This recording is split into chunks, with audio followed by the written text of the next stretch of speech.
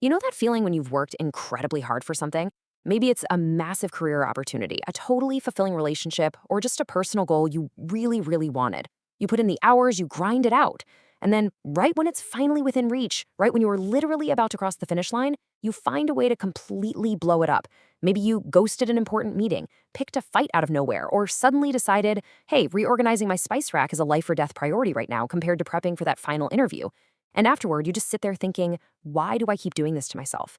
Well, in today's Explainer, we're going to unpack the actual hard science behind this exact phenomenon. So let's dive right into this big, uncomfortable question. Why do we destroy our own success? If you've ever been stuck in this loop, I want you to hear this loud and clear right now. This destructive pattern, it's not a sign of weakness.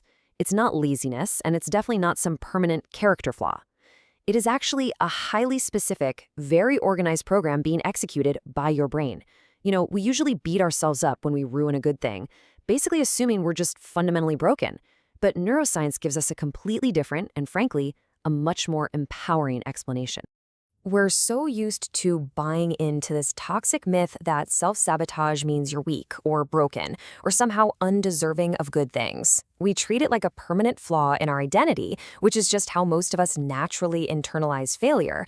But the actual scientific reality is that self-sabotage is a neurological behavior.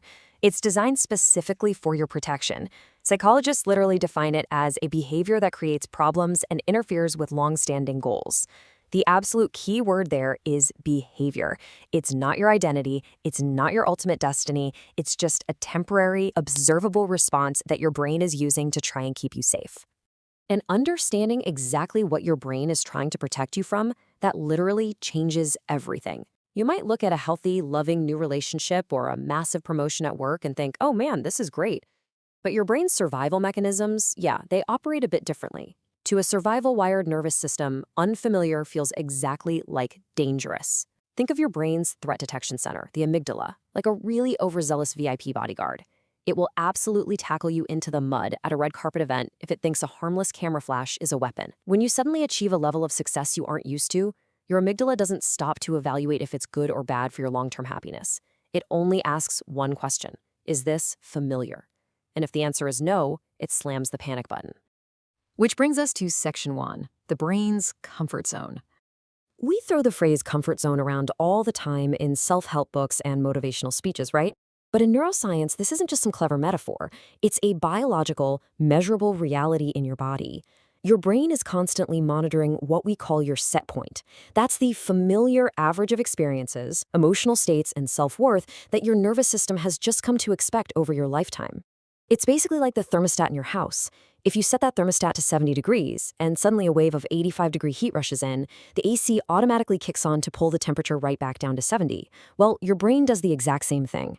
It treats any huge deviation, even a really positive one, like falling in love or making a lot more money, as instability. And to your primitive brain, instability equals a massive threat to your survival. There's this incredible quote from Dr. Bessel van der Kolk, who's a total pioneer in trauma and nervous system research. He says, "The pullback to the familiar is one of the most powerful forces in human psychology. Even when the familiar is painful, it feels predictable, and predictable feels safe." This right here is exactly why your brain forces you to sabotage good things. It is desperately trying to pull you back to a baseline of safety. If your familiar baseline is chaotic or stressful or unfulfilling, a sudden wave of total peace and success is going to feel incredibly unsafe to your nervous system. Your brain will literally engineer a disaster out of thin air, just so you can feel the comforting predictability of the chaos you're used to. Crazy, right? Let's move to Section 2, your subconscious identity blueprint. So, where does this baseline actually come from in the first place? Well, it originates in your implicit self-concept. Buried deep beneath your conscious, everyday awareness, your brain holds a working model detailing exactly who you are, what you're worth, and what level of success, love, or happiness is, quote-unquote, appropriate for someone like you. During the first 7 years of your life, your brain is like a sponge. It's incredibly malleable. Your prefrontal cortex, which is the part of your brain responsible for rational thinking and filtering, is still under construction. This means that as a little kid, you just absorbed beliefs about yourself directly from your environment without any filter at all. If you absorbed a message that you weren't quite good enough, or that success always leads to abandonment, those beliefs hardwired your expectations and literally became your implicit self-concept. And this builds into a massive aha moment when it comes to self-sabotage. Cognitive dissonance. This is the mental friction, that really uncomfortable tension you feel when your external reality suddenly contradicts your internal model. Imagine your implicit self-concept believes you only deserve, say, a level 5 out of 10 of success. But then you work really hard and you achieve a level 9. Well, your brain is obsessively wired to maintain consistency. It experiences massive cognitive dissonance because your new reality no longer matches your old internal blueprint. So what's it going to do? It resolves that tension the fastest way it knows how. It sabotages. It burns down the level 9 success to drop you right back down to that level 5. Your brain is doing this out of a desperate need for consistency. It's not trying to be cruel, it's just trying to make things match. Next up, Section 3, the real fear of success. This neurological need for consistency perfectly explains a really misunderstood concept. I mean, we can all easily wrap our heads around the fear of failure, right? You try, you fail, it hurts, so you try to avoid it. Super simple. But why on earth would you fear the exact thing you want most? It's because success actually carries invisible threats that trigger your brain's avoidance system. Think about it. Increased visibility makes you more vulnerable to criticism. Higher expectations mean there are now way more ways for you to fail and let people down. Changed relationships might mean you suddenly outgrow your peer group, which threatens your sense of belonging. And a completely new identity means an unfamiliar self that your brain now has to constantly monitor. You deeply, truly desire the goal, but your brain's avoidance system detects these massive invisible threats, and more often than not, the avoidance system wins. You aren't sabotaging the goal itself, you are just sabotaging the perceived consequences of actually achieving it. Section 4. Reframing the inner critic. If you've been nodding along with all this, you're probably very familiar with the harsh inner voice that comes along for the ride during a sabotage cycle. It's that voice telling you that you aren't ready, that you're going to fail anyway, or that everybody else is just more deserving than you are. Most of us treat this voice like it's the ultimate truth, like hard proof of our own inadequacy. But let's look at the actual science here. That inner critic lives primarily in the activity of the default mode network. This is your brain's self-referential processing system. It's the background hum of your brain during idle moments. Research actually shows that in people with high self-sabotage patterns, this specific network generates disproportionately high levels of self-critical thoughts. But remember your history. At some point in your past, staying small, staying quiet, and not standing out actually kept you safe. It kept you accepted by your family or your peers. Here's the most important takeaway. Your inner critic is not an enemy. It is simply an outdated guardian. Your default mode network learned a lesson years ago that success or visibility equals danger, and it is just blindly running that protective script on loop, even though you are now a grown adult living in a completely different environment.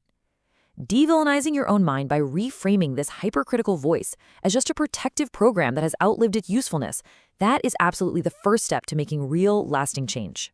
Finally, Section 5. How to break the cycle. Okay, so how do we actually break out of this deep neurological loop? The scientifically backed path forward comes down to 4 key steps. Step 1, build awareness. You have to catch the pattern in real time, not 3 days after you already ruined the relationship, right? Mindfulness practices are great for this because they literally strengthen the neural connections between your logical prefrontal cortex and that critical default mode network. This creates a tiny but crucial pause between getting triggered and running your usual sabotage routine. Step 2 is updating the self-concept, which we'll dive into in a sec. Step 3 is accumulating small wins, basically proving to your brain that you can safely handle success bit by bit. And step 4 is regulating the nervous system. You've got to calm the physical alarm bells so your rational brain can actually stay online. Let's drill down into updating that self-concept for a minute, because rewriting deeply ingrained implicit beliefs often requires some heavy lifting. Science-backed frameworks like internal family systems therapy and schema therapy are fantastic for this. They work directly on that subconscious programming that got installed back when you were a kid. They help you safely identify and revise the outdated self-concept that your self-sabotage is just desperately trying to protect. Look, if you've been stuck in this cycle for years, reaching out for professional support isn't a sign of weakness at all. It is literally the most efficient way to build the psychological safety your brain requires to finally allow change to happen. The reality of the healing process is a bit of a grind, to be honest. Your baseline shifts through repeated experience, not just one single aha breakthrough. We all want that one magic light bulb moment that cures us forever, right? But neuroscience shows us that the self-concept only updates through repetition. Every single time you regulate your nervous system, whether that's through breath work, somatic practices, or literally just going for a walk around the block, instead of burning down a good thing, you're actively teaching your brain a new baseline. You have to learn to tolerate the physical discomfort of success long enough for the unfamiliar to finally become familiar. It happens slowly, but it is 100% measurable. As we wrap up this explainer, I want to leave you with a bit of a provocative thought. What if the thing you are actually terrified of isn't failure at all, but the immense responsibility of your own success? Think about it. What is one area of your life right now where you notice yourself self-sabotaging the most? Remember, you are not permanently broken. You are just operating a nervous system that learned a really long time ago that staying small was safer than growing. But that old lesson absolutely does not have to dictate your future. Take some time to reflect on that and start paying attention to the unfamiliar feelings you normally try to avoid. Thank you so much for hanging out with me in this explainer. Keep pushing the edges of that comfort zone, and I'll catch you in the next one.